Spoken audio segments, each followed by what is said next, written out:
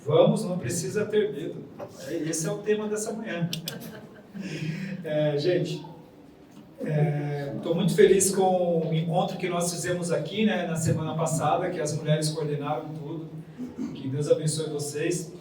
O nosso projeto é que, pelo menos um domingo por mês, as mulheres mesmo organizem os cultos, escolha quem vai falar, quem vai pregar e tudo mais, né? Quem sabe a gente chegue nesse nível aí.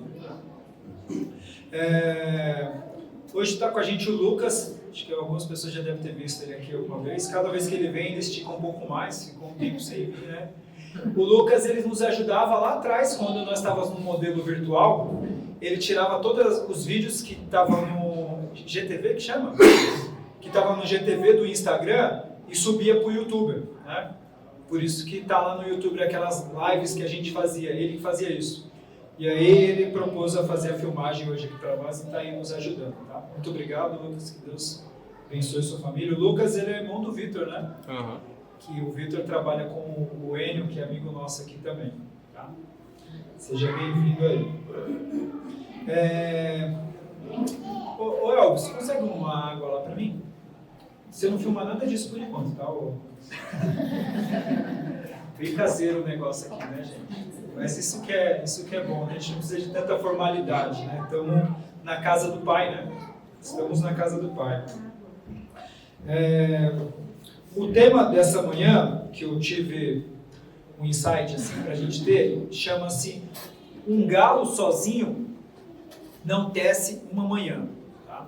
Alguém aqui já criou galo, galinha? Já?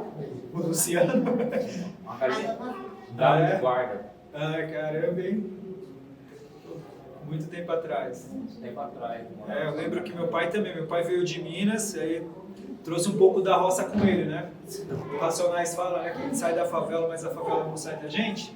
A mesma coisa acontece com quem sai da roça, né? A roça não sai do cara. Então muita gente, muitas pessoas que fizeram essa migração, né, do rural para o urbano, trouxeram um pouco do rural para dentro do urbano. Então era normal em algumas casas ter lá, né, uma codorna, uma galinha, alguma coisa. Bem, gente, eu queria começar falando uma coisa para vocês. Uma coisa que vai mudar muito assim nos próximos anos, sabe? Esse modelo de pregação que a gente está acostumado a ter na igreja hoje, ele vai sofrer uma mudança com o tempo, tá? Em muitas igrejas, principalmente em igrejas que enxergam.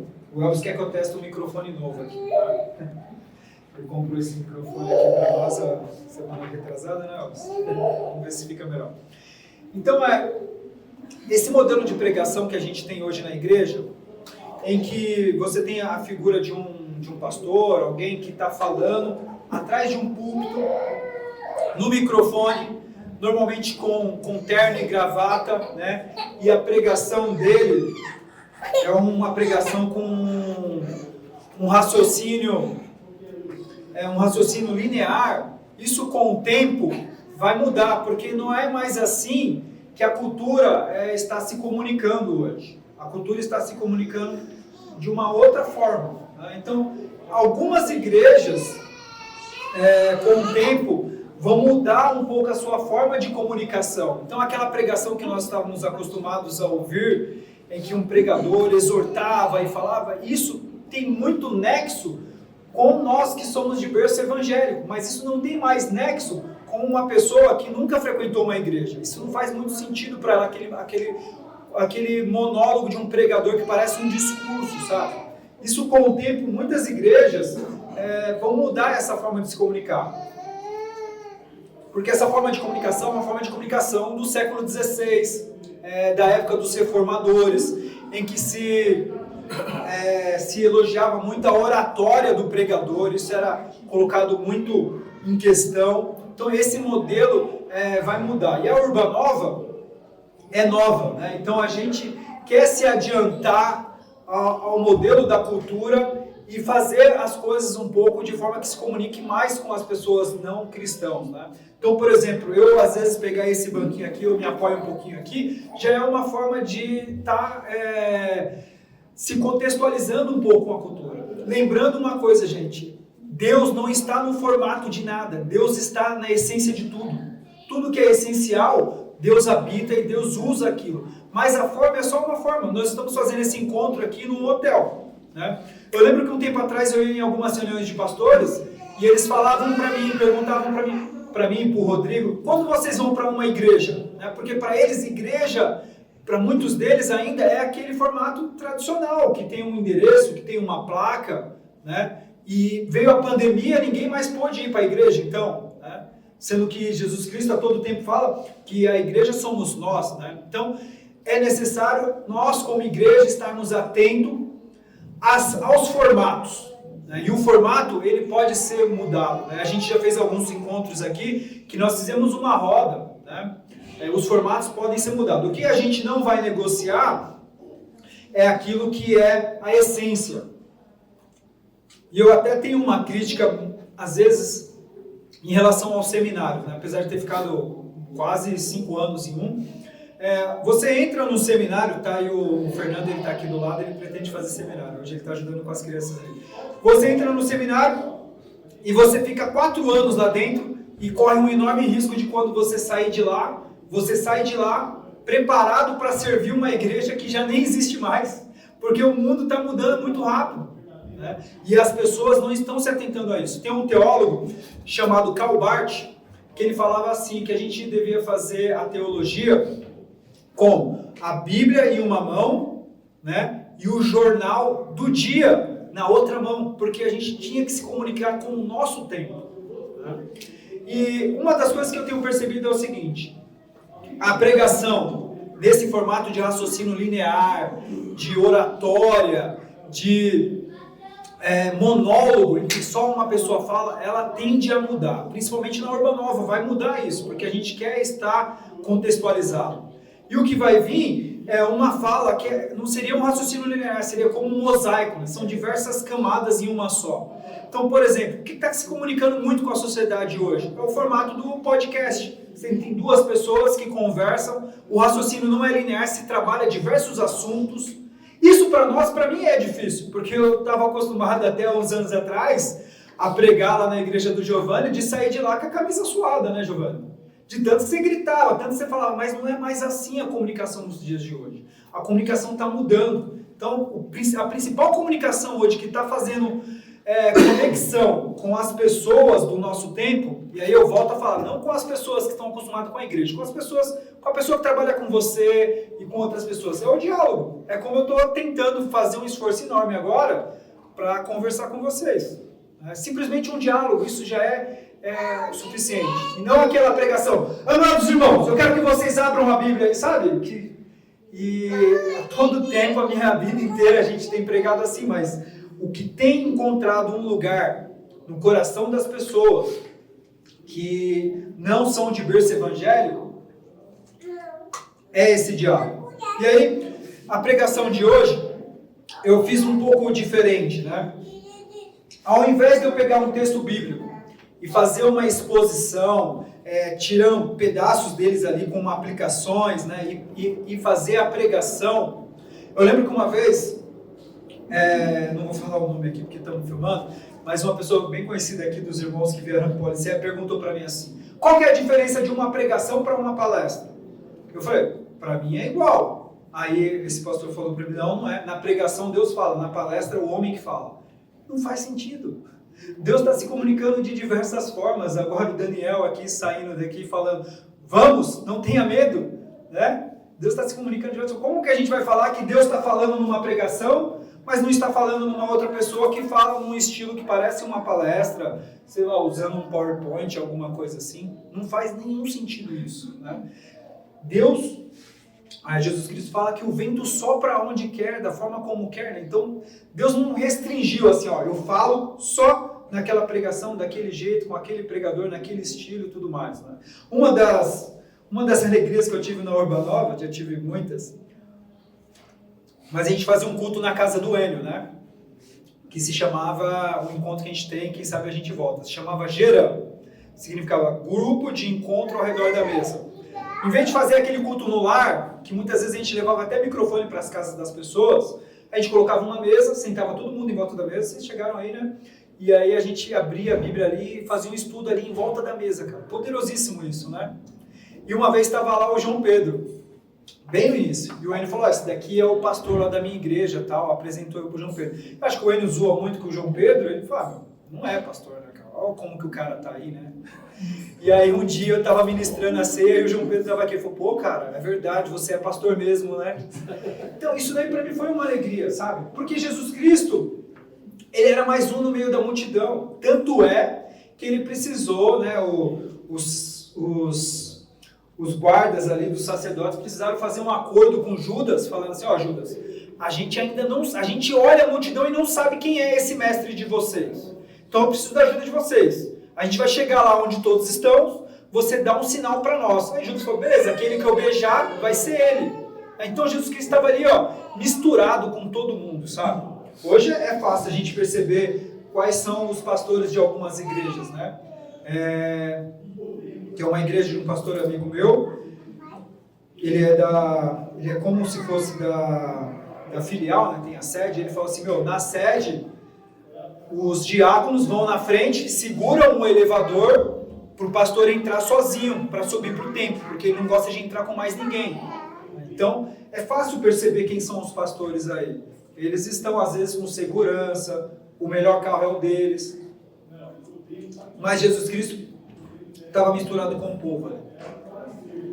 E é assim que a gente quer se parecer, é ficar misturado com as pessoas. Né?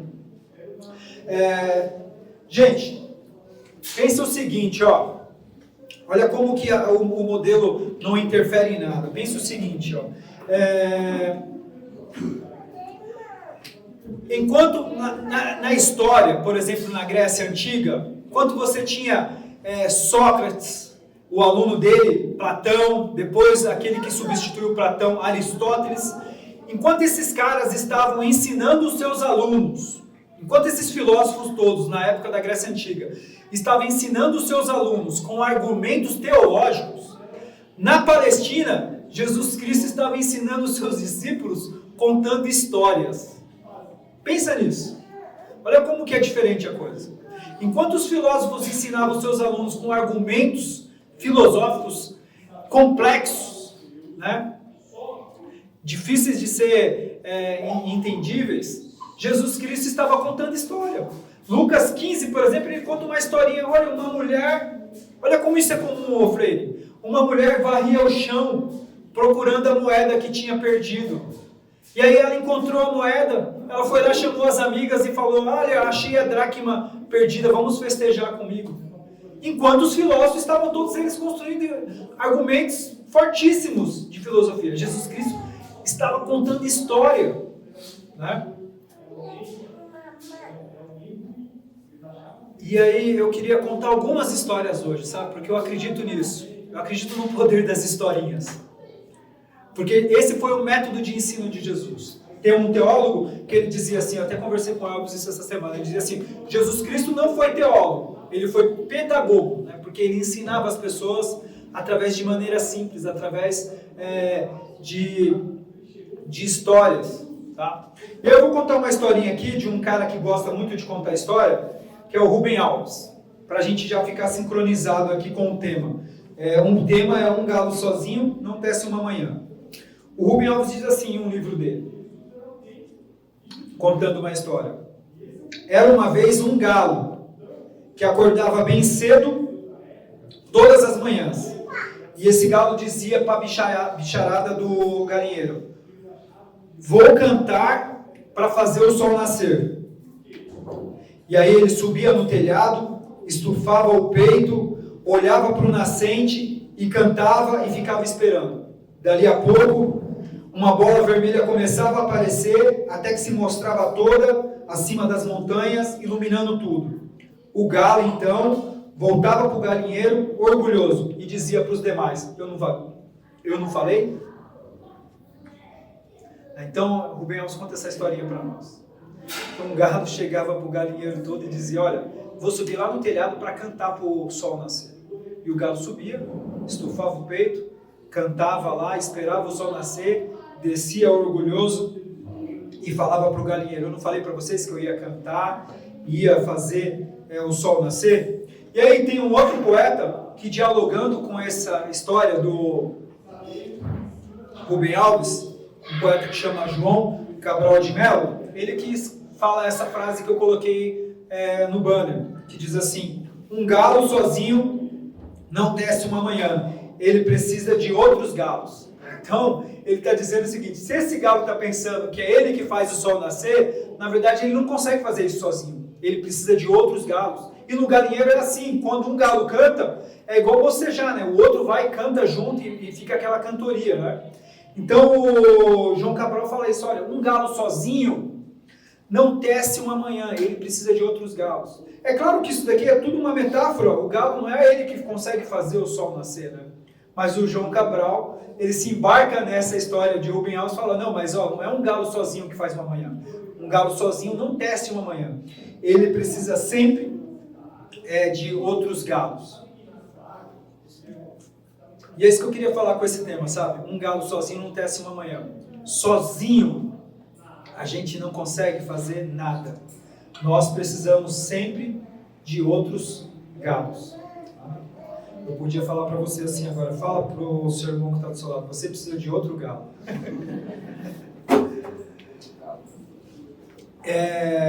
Como eu vou contar a história, eu lembro que meu pai, né, que fez essa migração da zona rural para a zona urbana, ele carpia café lá no sul de Minas e veio trabalhar em São Paulo, como todo mundo vinha, né, buscar uma empresa aqui para ter uma vida melhor. E aí ele trouxe um pouco do rural para dentro do urbano. Então lá em casa a gente tinha galinha, tinha pato. Até um tempo atrás, que minha irmã, a Laísa, tinha uns 4 anos, tinha um pato lá em casa que seguia ela pela casa inteira. Então, até um tempo atrás ainda tinha alguns animais assim da roça, né? E meu pai ouvia muito sertanejo, né? E ele ouvia uma banda chamada Trio Parada Dura. Alguém já ouviu falar? É uma banda, Trio Parada Dura, gente, é um grupo composto por Max, Noah, Giovanni. Eles formam o Trio Parada Dura. Brincadeira, era uma banda bem antiga. Se bem que, se vocês perguntarem para Vivian qual é o filho dela que dá mais trabalho, certamente ela vai responder: o filho da minha sogra. Porque os 3 é fácil, perto comparado com o Giovanni, né, Vivian? Se perguntar para ela qual é o filho que te dá mais trabalho, certamente ela vai falar, né? O filho da minha sogra é o que dá. E eles tinham uma música, não sei se vocês vão lembrar, que a música dizia assim em um determinado momento. Não vou cantar aqui, mas dizia assim: uma andorinha voando sozinha não faz verão. Gente, poderosa essa mensagem, né? Porque às vezes, como esse galo, a gente se estufa o peito e acha que está fazendo tudo acontecer. E nós não estamos fazendo as coisas acontecerem. Deus está por trás de tudo, nos impulsionando para fazer com que as coisas aconteçam. É em vão a gente achar que estamos conseguindo gerar o nosso sustento. Ah, mas eu trabalho até de madrugada. Não seja tolo de achar que você está fazendo as coisas sozinho. Deus está te dando força, saúde, sabedoria, está ajudando você a encontrar tempo para fazer isso. Um galo sozinho não consegue cantar para fazer o sol se erguer. Como diz João Cabral de Melo, é necessário outros galos. E contextualizando ainda mais, eu vejo meu cunhado aqui, ele curte os Racionais, o Luciano também, né? E aí tem uma música, né, que o Mano Brown fala assim: sozinho você não aguenta. Repete isso diversas vezes na música. Assim, não pensa que você está fazendo alguma coisa sozinho, porque sozinho você nem aguenta fazer, sabe? Um galo sozinho não tece uma manhã, sabe? Sua família não está do jeito que está por causa de você, sabe? Não é só você. Tem o seu esposo que está colaborando para a família caminhar. Tem a sua esposa que está colaborando. Por mais que às vezes alguém possa falar assim: ah, não me ajuda em nada, não faz nada, só fica na TV e vai jogar futebol. Não é, né? Sozinho você não está conseguindo fazer nada. Tem toda uma rede de pessoas que está ajudando as coisas a acontecerem. Tá? E eu vou contar mais uma história aqui, que hoje eu queria só contar algumas histórias mesmo. Tem um pregador muito conhecido que já morreu, né? Ele é do século XVIII, ali finalzinho do século XVII, chamado Moody. Alguns já ouviram falar, um evangelista muito conhecido, americano. Nos Estados Unidos surgiram muitos desses grandes avivalistas, né? Como foi o caso do último deles, né? O Billy Graham, que morreu. E esse cara chamava Moody. E aí conta a história que Moody, ele queria servir a Deus, sabe? Queria fazer algo na igreja para servir a Deus. E hoje eu fiquei com esse louvor aqui na minha cabeça que a Vivian cantou, né? Que nós fomos marcados para servir. Né? Moody tinha com certeza esse senso. Fui marcado para servir. E aí ele olhou a igreja, olhou a escola dominical e ele falou assim, cara, eu me enxergo dando aula para as crianças. Ele falou isso. Ele procurou lá o superintendente da igreja e ele chegou e falou assim, olha, eu estou aqui, né, eu me converti e tal, e eu queria dar aula para as crianças. E aí o cara respondeu para ele assim, ó, é o seguinte, não tem como, porque nós temos 16 crianças e 12 professores. Já tem 12 professores, cara. Não tem como você servir aqui. Ele ficou triste, aí o cara encontrou com ele, viu que ele ficou meio chocado com isso, né? Ele querendo fazer alguma coisa e teoricamente não poderia. Vamos fazer um acordo? Só tem 16 crianças. Todas as novas crianças que você encontrar e você conseguir convidar elas para a igreja e você trazer elas para a igreja, todas essas novas crianças, então você vai poder dar aula. Para aquelas 16, nós já temos 12 professores. São 16 crianças, filhas dos membros aqui da igreja. Mas se você encontrar alguma outra criança e você trouxer para cá, que seja uma só, você mesmo vai poder dar aula para ela, a gente deixa. Aí, no domingo seguinte, Vanessa, ele trouxe 18 crianças. E ele deu aula para as 18 crianças, numa igreja que ficava lá em Chicago. No outro domingo, aquelas 18 crianças convidaram mais crianças, ele tinha lá, 30 crianças.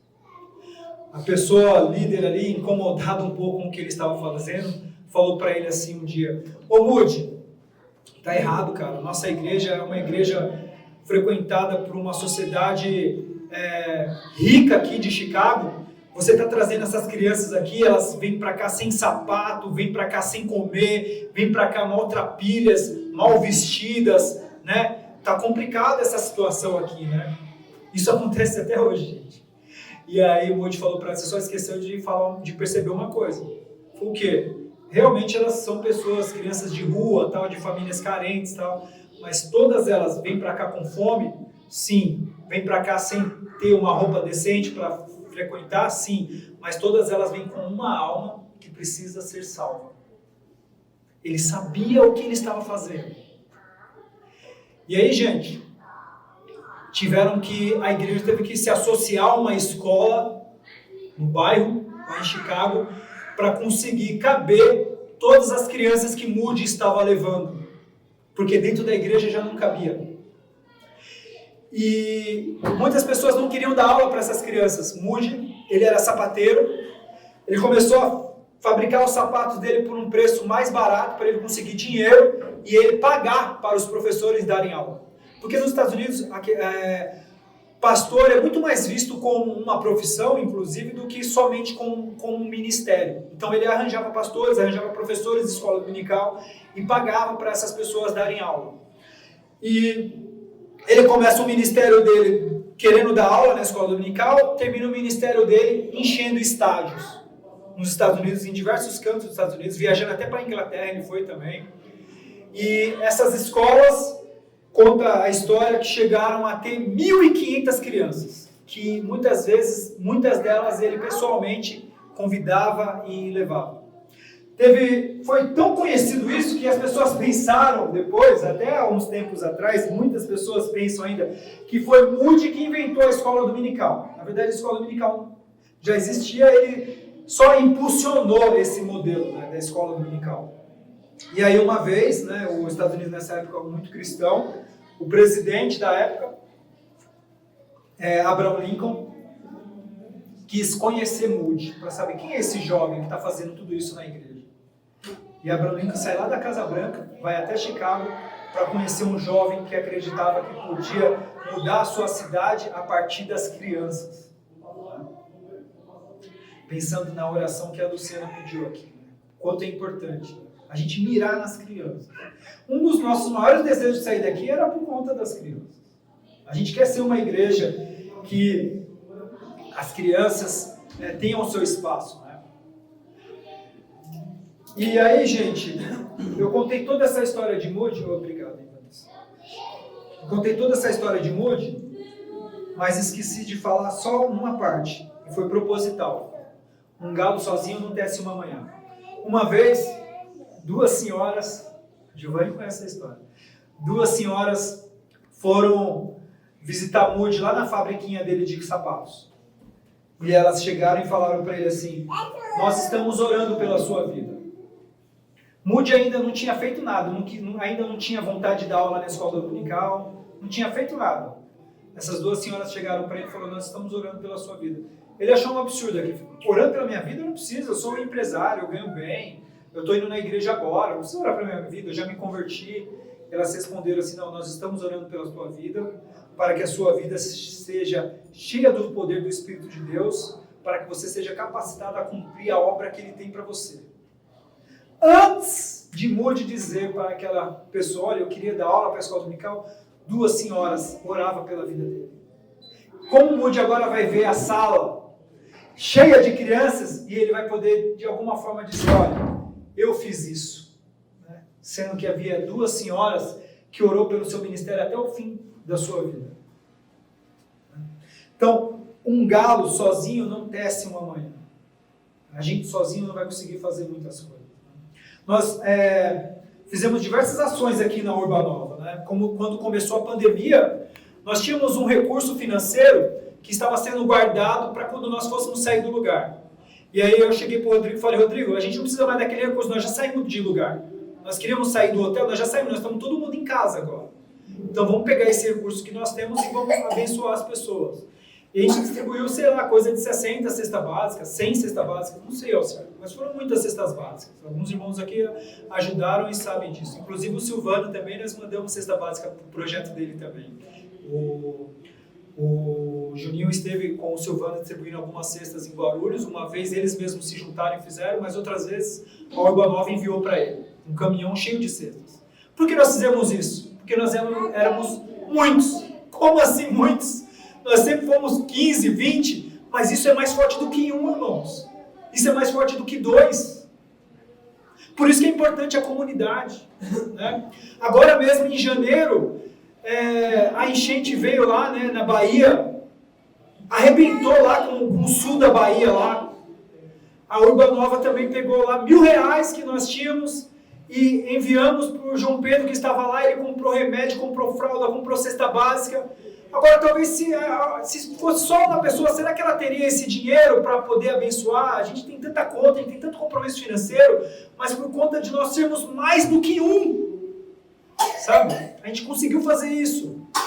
E o meu desafio como pastor, gente, é fazer o seguinte: não é que eu me contento com poucos, sabe? A gente precisa ser mais que um, mas que nessa caminhada de sermos mais do que um, que nós não nos percamos e passamos a ser um só. O que eu estou querendo dizer com isso? Ser mais que um, sem deixar de ser um. A gente tem que crescer, mas sem perder a unidade, sabe?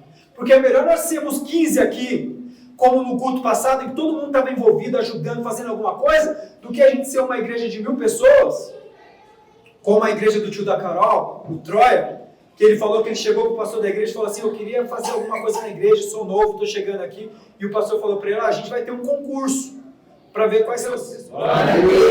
Dá um negócio assim, né? Quando você fala glória a Deus, né? É bom, meu. Nós estamos prestando o culto. Eu vou ler com vocês agora uma história. Eu propositalmente deixei o texto bíblico por último, Porque nós estamos muito viciados no formato. A gente pensa sempre que primeiro o pregador tem que ler o texto, e aí vocês estão talvez esperando que eu leia um texto, e eu já estou, na verdade, terminando. Mas eu separei um texto aqui, que é Lucas capítulo 5, versículo 18. Uma história muito conhecida. Lucas capítulo 5, versículo 18. Eu vou ler na NVI aqui. Essa água que a Vanessa trouxe, ela prestou um pouco, né? Vieram alguns homens trazendo um paralítico numa maca e tentaram fazê-lo entrar na casa para colocá-lo diante de Jesus. Não conseguindo fazer isso, por causa da multidão, subiram ao terraço e o abaixaram em uma maca, através de uma abertura, até o meio da multidão, bem em frente a Jesus. Aí o versículo seguinte diz assim, ó: vendo a fé que eles tinham, Jesus disse: homem, os seus pecados estão perdoados. Vamos ler só até aqui. Esse homem que precisava de uma cura, gente, ele conseguiu chegar até a cura dele, foi Jesus quem o curou, mas ele precisou da ajuda de alguns amigos. Ele sozinho não conseguia. Sozinho, um galo não tece uma manhã. E eu acho lindo isso aqui, quando Jesus Cristo diz assim, ó: vendo a fé dele, não, deles. Vendo a fé deles. Vendo a fé deles, Jesus disse: homem, os seus pecados estão perdoados. Sabe, uma coisa que a religião fez com a religião fez a gente priorizar uma fé individual. A gente acha que a única fé que resolve é aquela fé que você tem para você mesmo. Mas nesse texto aqui, Jesus Cristo não viu só a fé daquele homem. Talvez até a fé dele era a menor de todas, porque já estava nessa situação há muito tempo. Paralítico, numa maca, não tinha visto Jesus, era a primeira vez que ele estava vendo Jesus. Esses outros 4 homens certamente já tinham visto. Diz o texto que Jesus viu a fé deles. A fé deles. Sabe? A religião, ela dá uma enorme ênfase para uma fé individual. E o Evangelho, ele contempla uma fé que é coletiva. E sabe por que isso é bom? Isso é bom porque algumas vezes pode ser que você se depare com uma situação em que você não consegue acreditar. Você está sem fé, você está sem dúvida, você acha que Deus não vai agir. E aí alguém perto de você fala para você assim: olha, fique calmo, vamos ter fé que Deus vai abençoar. Sabe? E aí não é a sua fé, mas é a fé das outras pessoas. E eu repito aqui, por isso que é importante a comunidade. Porque algumas vezes eu não vou conseguir crer, mas eu vou vir aqui, vou colocar um pedido de oração e toda a igreja vai orar comigo, vai colocar fé na minha necessidade. E aí a minha fé não conseguiu mover a montanha, mas a fé que os irmãos colocaram comigo naquela situação moveu as situações. Às vezes eu preciso que você creia por mim. Porque eu vou estar sem fé, vou estar com dúvida, vou estar fraco. Eu preciso de alguém que creia comigo. A mesma coisa você, certamente. Às vezes você vai precisar que o seu esposo também acredite, porque você já não consegue mais acreditar que isso vai mudar. E aí você precisa que mais alguém acredite.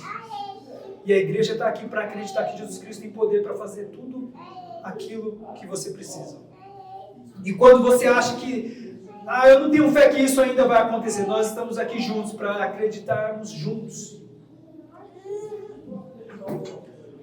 A Bíblia conta a história de um centurião que ele creu pelo seu servo.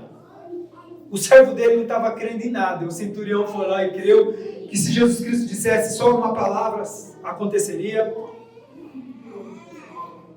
A Bíblia fala da mulher Cirofenícia, que ela estava com a filha dela perturbada e ela creu pela filha, sabe? Se você conhece alguém que... Aqui eu não estou falando da fé para a salvação. É claro que a fé para a salvação é algo muito individual.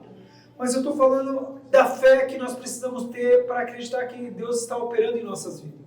Que nós não estamos sozinhos, sabe? Às vezes a nossa fé não vai ajudar, mas a gente precisa de alguém perto de nós para falar, olha, eu acredito com você, sabe? Nosso marido dizer para nós, olha, eu tenho fé que vai dar certo sim. A nossa esposa dizer para nós, não, isso vai acontecer, eu tenho fé. Jairo, que fé ele teve para a filha dele lá, moribunda lá, alguns textos diziam até que ela já estava morta. A filha dele não tinha fé nenhuma, mas Jairo teve uma fé pela sua filha, sabe? Ou a gente podia falar de Lázaro. Lázaro já estava morto. Qual fé Lázaro tinha? Qual oração Lázaro fazia dentro do sepulcro para sair do sepulcro? Mas pela fé de Jesus, pela fé das suas irmãs. Escolha alguém da sua família que não tem fé nenhuma, para que pela sua fé a vida dela possa fluir, para que pela sua fé ela possa viver milagres. Escolha alguém que não acredita, para que pela sua fé ela possa viver isso. E aí, quando eu vejo esses 4 homens pegando esse paralítico e levando até Jesus, eu vejo aqui uma imagem da igreja. É essa a nossa missão. Encontrar aquelas pessoas que não conseguem ir até Jesus Cristo sozinho e nós colocarmos ela numa maca e pela nossa fé nós vamos carregar essa pessoa até Jesus Cristo para ser por Ele curada. E melhor ainda do que ser curada, para que essas pessoas que nós vamos levar até Jesus, elas possam ouvir de Jesus: os seus pecados estão perdoados. Todas as vezes que você se deparar com esse texto aqui de Lucas 5, lembra da igreja. Essa é a missão da igreja. Encontrar aqueles no caminho que não conseguem com os seus próprios pés chegar até Jesus, colocarmos eles numa maca e levarmos eles até Jesus. Ou, talvez melhor, levarmos Jesus até eles. Mas sermos como a igreja é essa promotora do encontro entre o pecador e Jesus, para que nesse encontro Jesus Cristo diga: os seus pecados estão perdoados. E aí o Evangelho não é só a salvação da alma, o Evangelho é para o homem todo. Jesus Cristo pega e fala para o homem: levanta-te e anda. Operou na alma e operou no corpo. Na teologia a gente chama isso de missão integral, a holística do Evangelho, em que ela abrange o homem todo. Nós não estamos aqui só por causa da nossa alma, nós também estamos aqui por causa do nosso corpo, por causa do nosso espírito, por causa do homem como um todo. Mas, sozinho, é muito difícil eu levar as pessoas até Jesus, querendo ser um cristão sozinho. As pessoas acham que pode ser cristão sem fazer parte de uma igreja. Aí você fala do amor de Jesus para um pai seu, e aí seu pai fala: amém, eu quero servir, eu quero seguir esse Jesus. Aonde essa pessoa, esse seu pai que se converteu, pode ser introduzido na fé, se não for dentro do contexto da igreja? Eu não entendo como algumas pessoas, eu tenho algumas delas no meu WhatsApp, às vezes eu estou olhando os status, como algumas pessoas querem pregar o Evangelho, mas não querem fazer parte de uma igreja, gente. Isso é sem nexo nenhum. Porque se você quer pregar o Evangelho, ok, aquela pessoa agora recebeu Jesus. Você vai falar para ela o quê? Fica em casa. Onde ela vai celebrar a ceia? Com quem ela vai participar do batismo? Né? Então isso não tem nexo. Não tem nexo. Nós queremos fazer parte do Evangelho sendo sozinho, sendo só um. Tem um evangelista argentino que ele dizia assim, que só existe 2 coisas que você não consegue de forma alguma fazer sozinho. Uma é casar e a outra é ser cristão. São 2 coisas que implicam o outro. Eu preciso do outro. Um galo sozinho não tece uma manhã. Ele precisa de outros galos. Nós sozinhos não vamos conseguir cuidar da nossa família. Nós precisamos que todo mundo esteja com a gente nesse propósito, zelando elas, cuidando da educação dos nossos filhos. Porque sozinho, como aquela irmã falou aqui domingo passado, sozinho a gente corre o risco de dizer assim: eu quero ser feliz. Mas quando a gente enxerga o outro, a gente vai dizer, eu quero cuidar da felicidade dele. Eu quero também cuidar da felicidade dela. Porque a felicidade mesmo, para ser felicidade, ela só pode ser felicidade a partir do momento que ela é compartilhada. Uma felicidade em que eu estou em busca da minha felicidade é uma felicidade egoísta, não tem a ver com a felicidade que a Bíblia nos ensina. Porque a todo tempo Jesus Cristo está tentando fazer o que com a gente? Crucificar o nosso eu. Crucificar o ego desse galo que sobe no telhado sozinho e acha que ele sozinho fez o sol nascer. A todo tempo é isso que o Evangelho quer fazer com a gente. Crucificar esse nosso ego de que sozinho a gente faz alguma coisa. Pega a sua vida depois. Faz uma análise como era a sua vida antes de você fazer parte dessa família. Né? E como é a sua vida agora, que a Vanessa conheceu o Luciano, o quanto melhorou a vida dela, o quanto melhorou a vida da Raíza depois que conheceu o Juninho, aí depois o Juninho paga meu almoço. Né? Mas assim, o quanto a vida do Freire melhorou depois que ele conheceu a Gislene.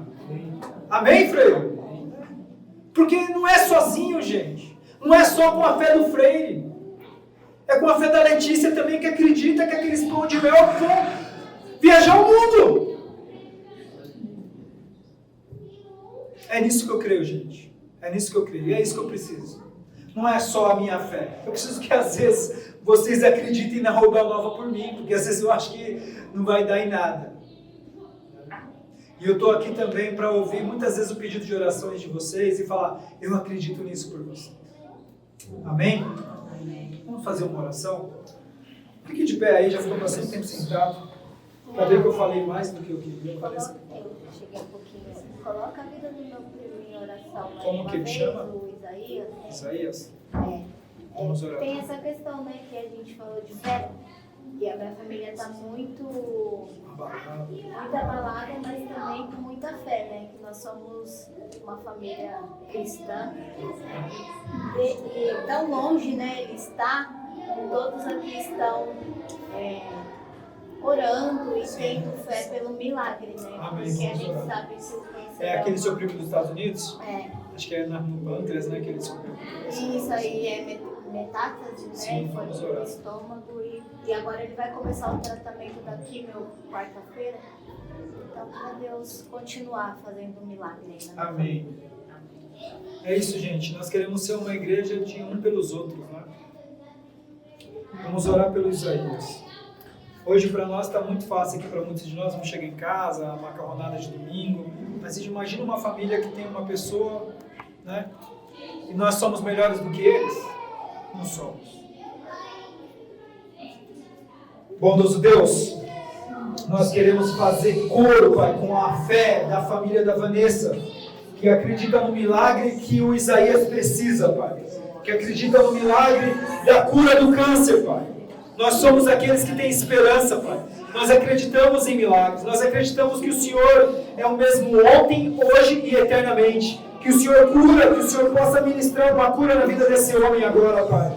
Em nome de Jesus, visita ele onde ele está, Pai. Que os médicos, Pai, ali que vão dirigir o tratamento dele, Pai, que eles possam ser surpreendidos pelo milagre que o Senhor quer fazer ali, Pai.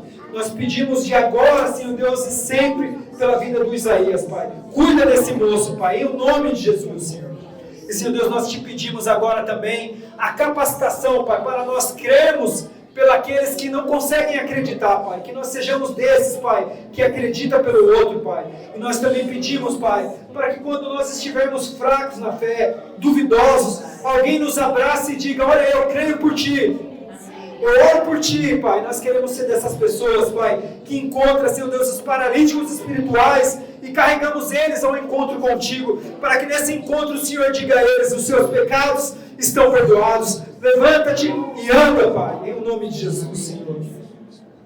Nós acreditamos, Pai, que nós fomos marcados, Pai, para prestarmos cultos, Pai. Marcados, Pai, para servir, Pai. É o que nós te pedimos, em nome de Jesus. Amém. Vamos aplaudir ao Senhor. Louvado seja o nome de Jesus.